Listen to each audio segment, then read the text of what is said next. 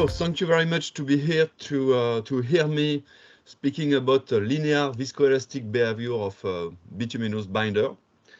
So I know that it is a very conventional subject, but it is always very useful to recall some basic concept about viscoelasticity, especially on bituminous binder, but also to propose other advanced concept, other advanced development using linear viscoelasticity.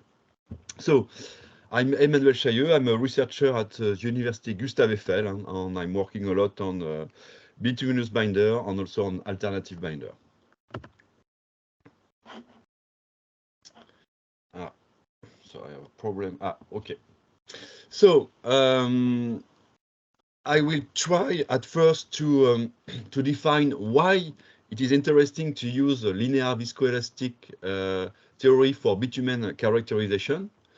I will follow with some experimental example, and I will recall a method we have developed at the University Gustave Eiffel, so former LCPC, a method to build a master curve from calculus. I will speak a little bit about modeling, and I will finish by some works we have done at the University Gustave Eiffel on the link between the molecular structure of bitumen and linear viscoelastic measurement. So why it is interesting to use linear viscoelasticity for road bitumen characterization? So we know that our pavement are subject to mechanical loading, but also to thermal loading.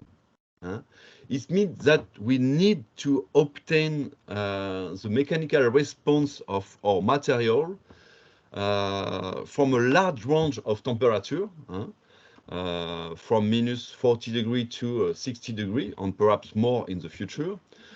And also to understand this mechanical response from static loading to high-speed loading.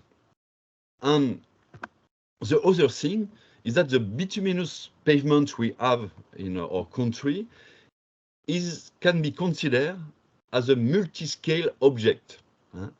Of course, from hydrocarbon compounds to structure, we have different scale. We have the binder, we have the mixture, and there is a need to pass from properties to one scale to another. For example, it is always interesting for designing a mixture to predict its modulus, because the modulus of a mixture is implemented in some specification.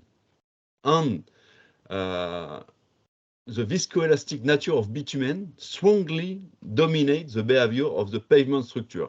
So it's why it is very, it could be very useful to understand fully the viscoelastic properties of the binder to pass from a scale to another. So finally, linear viscoelasticity theoretical and experimental framework could be very useful for this characterization, because it's an intrinsic properties. It means that we can measure viscoelastic properties using different apparatus, different type of loading. It could capture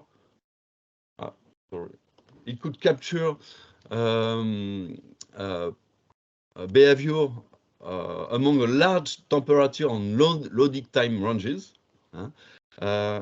It is possible with viscoelasticity to pass from the bitumen to the final composite, the final pavement structure, from a scale to another. And we know that we have a fully developed theory and model for material and structure to capture, to design, to predict the behavior of our material using linear viscoelastic theory. So, how we can characterize bituminous binder linear viscoelastic properties. There is three main way, the creep way, the relaxation way, and the oscillation mode. The creep way, you know, because we have the bending beam barometer, which use this type of characterization. So the creep experiment, in the creep experiment, we load a sample during a certain time, and we measure the following deformation or the following deflection in this case. From this experiment, we can have the creep modulus, which is the ratio between the strain according to time and the stress. And there is a theoretical framework to pass to which use an hereditary integral. You can see here to have the strain according to the stress. I will not go in detail to the relaxation mode because it's similar to creep, but in this case we applied a strain during a certain time and we measure the stress. It's more or less the opposite of the creep experiment. I will be more in detail on oscillation mode. So in this case, we applied a sinusoidal loading, which could be in strain or in stress, and we measure the corresponding sinusoidal response. So in this case, I show you a sinusoidal strain and the response, which is a stress. Of course, if we are in the small strain domain, the response is also sinusoidal. As soon as you go to the non-linear domain, in the high strain domain, the response is no more sinusoidal. So if we have an elastic material, the sinusoidal response is in phase with the sinusoidal loading. But if you have a viscoelastic material, you have a phase lag between the sinusoidal response and the sinusoidal loading. In order to have the transfer function between these two signals, we use the methodology of the complex modulus, which can describe what's happened when we apply a sinusoidal loading and we record a sinusoidal response.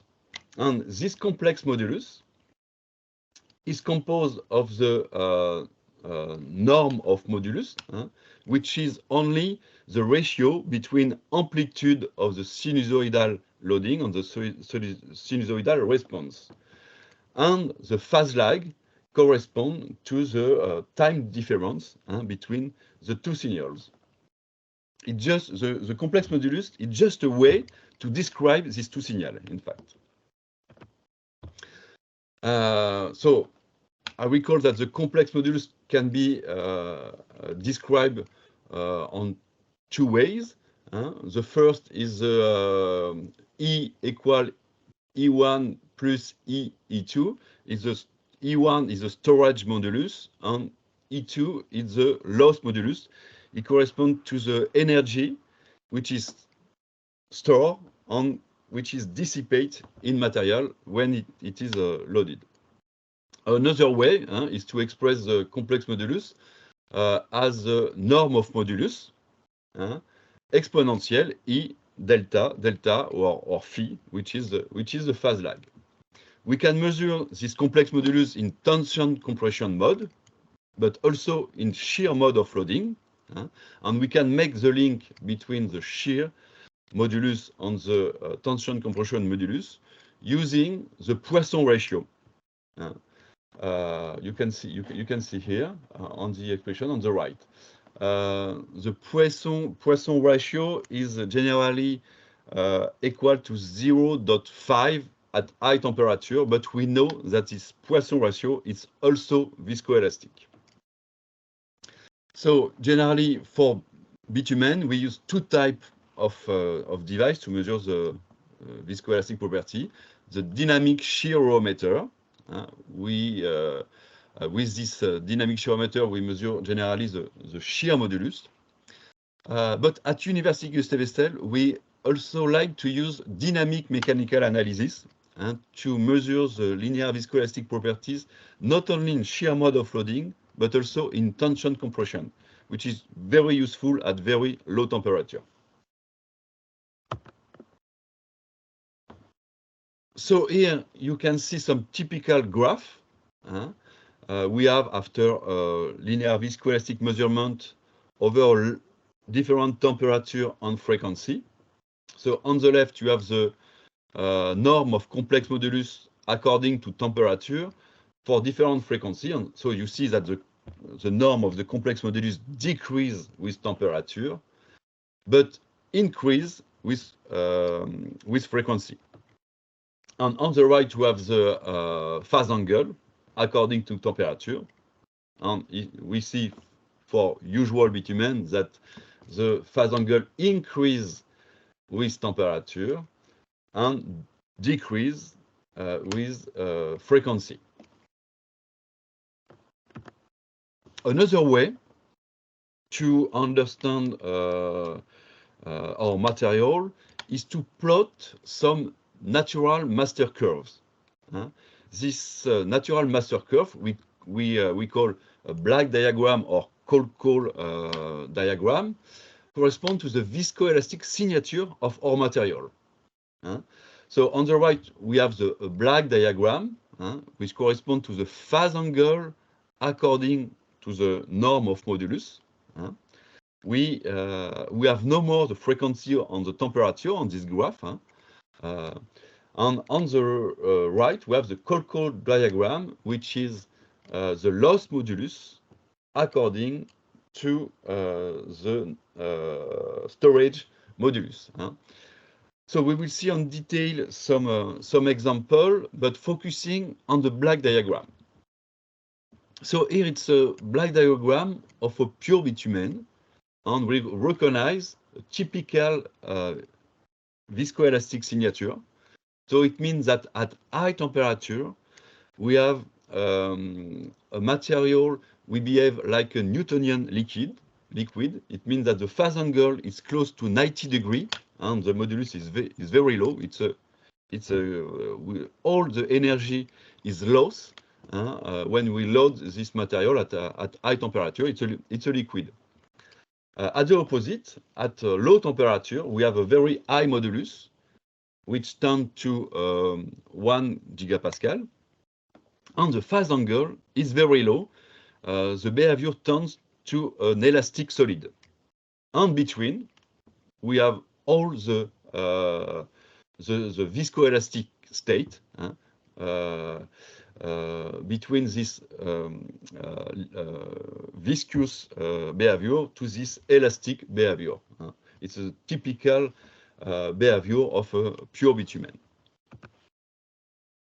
When we add some polymer, we can see some effect on the linear viscoelastic signature.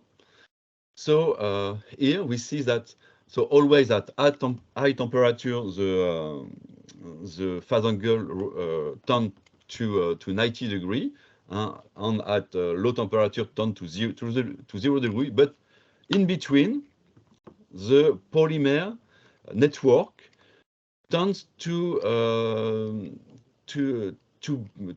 make the bitumen behave like more elastic.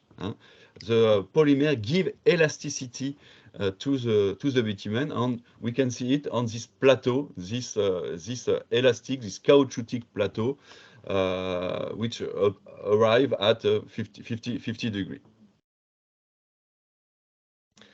Another example is edged bitumen. So here we can see there is different bitumen, PAV edged, and we see in this case that the isotherm are no more continuous.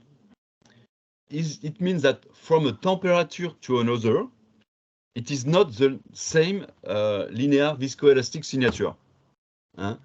So it means that in this case, we can detect some phase change, some phase separation in the material from a temperature to another. So it's another example of how we can use black diagram to understand the behavior of edge material. In this example, it's a biobinder, and it is interesting when we develop new material to understand the linear viscoelastic signature, and we see in this case that the isotherms are not continuous. We have some fast separation, and we have also a strong caoutchouc effect. It's already interesting to have this black diagram. Here is a black diagram for a thermoset resin, a polyurethane, and you see that in this case, we have not this behavior at high temperature where the phase angle reached 90 degrees. In this case, at high temperature, when the modulus became very low, the phase angle became very low also. It's due to the cross-link structure of the polyurethane, which become not a liquid at high temperature, which remains solid. It's a typical viscoelastic signature of a thermoset resin, in fact, and this maximum of phase angle represents the glass transition, in fact. So I will now try to explain the method we have developed in Gustav Eiffel University to build master curve. So in order to capture the time to temperature dependency and to increase the frequency range of observation, it is very interesting to build master curve. And building master curve means find this translation coefficient, AT, according to temperature at the reference temperature. So how to determine this translation coefficient? We used the linear viscoelastic theory and more precisely the causality principle. So the causality principle make a link between phase angle and modulus. In fact, in the linear viscoelastic theory, these two parameters are linked. They are not independent in when we are in the small strain domain and when we are in the linear viscoelasticity. In 1982, Bougentoun derived this Kramer-Kronig relationship and to make this very simple equation, which is the phase angle is approximatively equal to the derivative of the log of the modulus according to the log of the frequency. It's a very simple equation, which means that the modulus, in fact, it means that the phase angle, in fact, is the slope of the modulus according to frequency. What I try to explain with this figure. You can verify with your viscoelastic data that the phase angle, when you plot the phase angle on the derivative of the log of the modulus according to the log of the frequency, you have a line, an equality line, and you can verify in any case. If you have a good measurement, it will be verified. It could also be verified with linear viscoelastic properties of mixture. Okay, and we use this this Bougentoun equation to extract the translation coefficient 80, and it means that we can just use a calculus to determine this translation coefficient using only the phase angle and the complex modulus. So we have measured. So we can see some example here where we have determined the master curve using only a calculus, and you can see that it is continuous. Isotherm overlap themselves, and it is true for complex modulus, but it is also true for phase angle.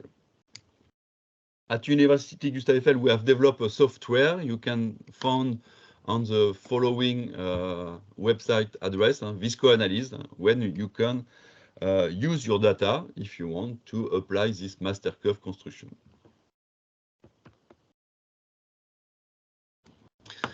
Concerning modeling, we have some model very well adapted to bituminous materials. It came from a wet model at first, which has been developed in the 60s, and which has been improved by the team of Hervé Di Benedetto at ENTPE, who finally developed the 2S2P 1D model, which is very well adapted to bitumen, but also to mixture, and we can pass from bitumen to mixture. This type of model use non-linear dashpot. Non-linear dashpot are very special element which behave between a spring and a dashpot, and it's very useful to model our material. You can see here the comparison between model and experimental data in the black diagram, expressed in the black diagram, and in the cold diagram. Is very well adapted to the viscoelastic behavior of bituminous material. So now I will try to finish by showing you some new research we have done at University Gustave Eiffel, trying to make the link between molecular structure of bitumen and linear viscoelastic measurement. So we all know that bitumen could be considered as a structured material and with a continuous molecular mass distribution with very large molecule, but also very small molecule, and in between we have all the size of molecule. You can see here some size exclusion chromatography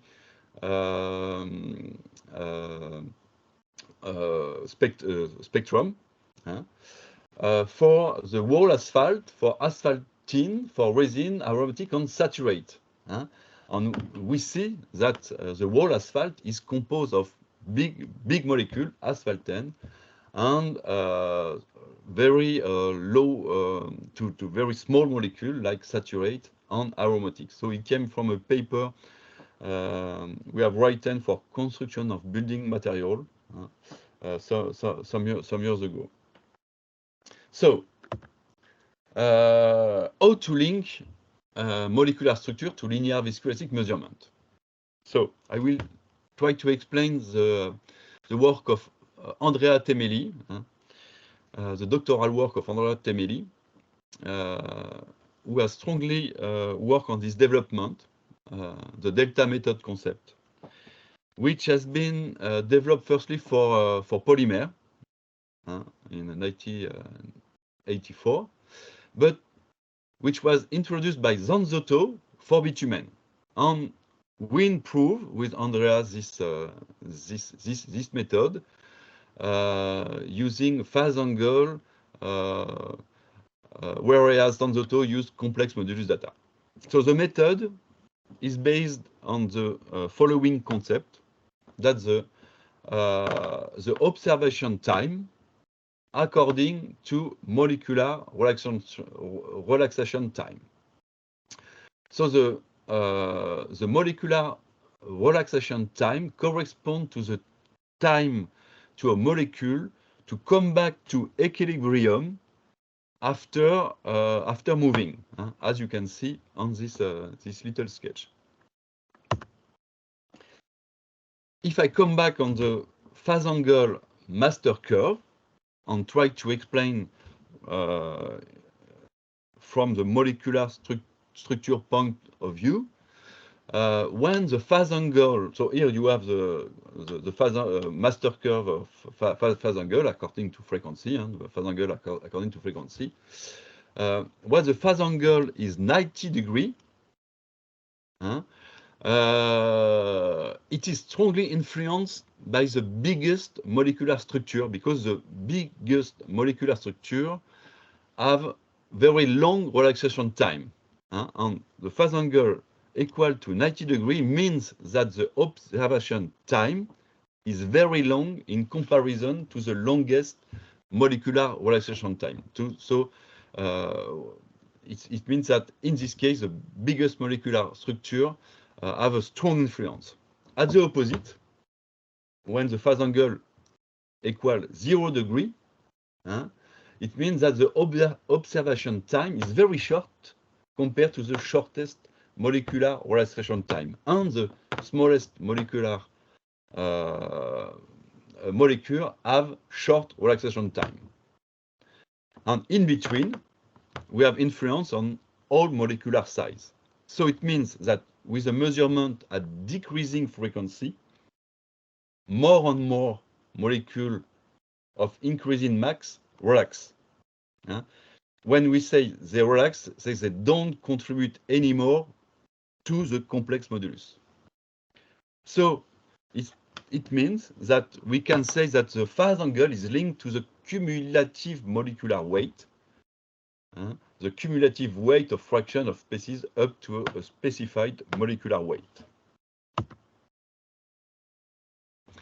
So making a strong assumption, which is that the cumulative molecular weight distribution curve is proportional to the phase angle master curve,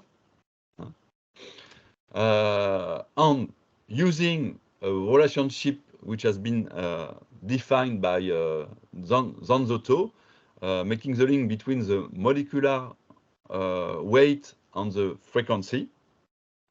We can see this reference, Zanzotto 1999. We can calculate the distribution of molecular weight by making a differentiation of the phase angle according to the frequency or the molecular weight. For that, we need to use phase angle master curve, but we need to have the terminal zone. So it means we need to have the behavior at a very low frequency and very high frequency to have the 0 degree of phase angle and the 90 degree of phase angle behavior. So for that, we use the 2s2p1d model, considering the E0 spring is equal to 0, and we can have access with this model to the terminal zone, which is very important to have the complete molecular weight distribution. So I recall the different steps to have this distribution, the complex modulus measurement, master curve construction, the model calibration, the transformation to frequency and molecular weight using the Zanzotto expression, and the differentiation of the modeled phase angle. And we can have access to these distributions you can see on this figure, where we have molecular distribution of usual bitumen of different penetration grade, and you can see that the penetration grade is linked to the distribution. Harder is the bitumen, higher is the molecular weight. If we compare the calculated molecular distribution with the conventional size exclusion chromatography, you can see that the spectra are centered around the same molecular mass. It means the 1000 Dalton, even if the distribution is not exactly the same.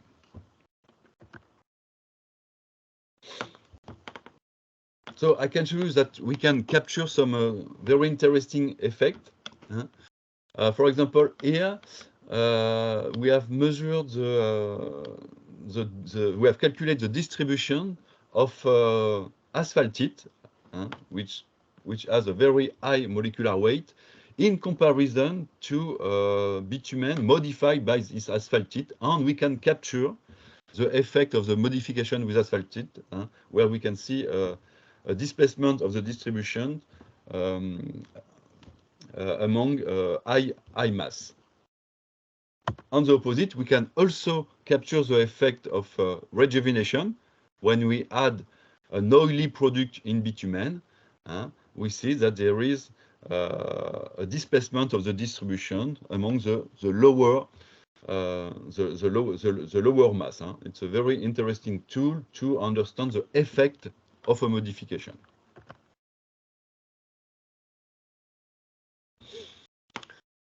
We can also use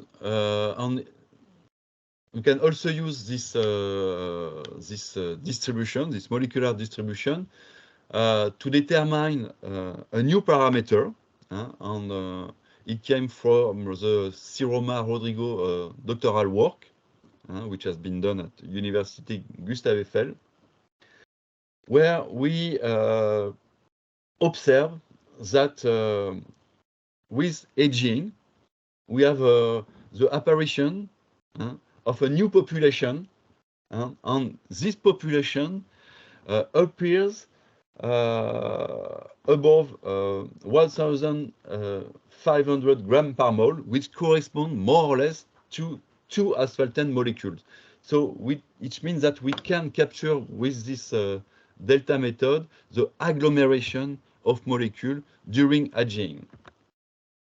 So we have defined a new parameter, which we call molecular agglomeration index, and which corresponds to the proportion of molecule above this 1,500 grams per mole. And you can see on the right that this molecular agglomeration index increase with aging time, and we can have this molecular agglomeration index criteria. We can compare it to RTFOT and PAV age material.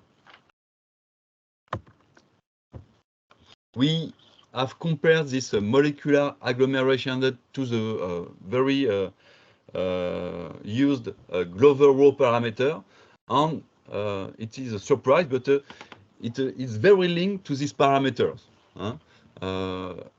The advantage of the molecular agglomeration index is the better reproducibility in comparison to the Glover-Rowe parameter, but it is more or less the same type of information we have with this parameter. Finally, we try also to make some link between the fracture temperature and the molecular agglomeration index. So fracture temperature measure on mixture using the restraint test, and the molecular agglomeration index determined at the binder level, the extract binder, and we found a good correlation with the fracture temperature on the MIE, which means that the agglomeration index could be a good criteria to determine the risk of a fracture of a pavement. So in conclusion, we have seen that the linear viscoelastic theory framework is well adapted to understand our materials, bituminous binder, but also bituminous mixture on pavement. We can build master curve using only a calculus, using only the linear viscoelastic theory. From this measurement, we can access to a molecular distribution, which could be useful to understand, for example, modification or IgAing. And we have developed an interesting parameter, the molecular agglomeration index, which seems to be strongly linked with the risk of failure by cracking. Here you can find some bibliography. And I just want to finish with an announcement concerning the second international workshop on the use of biomaterial in pavement. We organize in Sao Paulo in next September. So we are waiting some paper at the end of January. Thank you very much.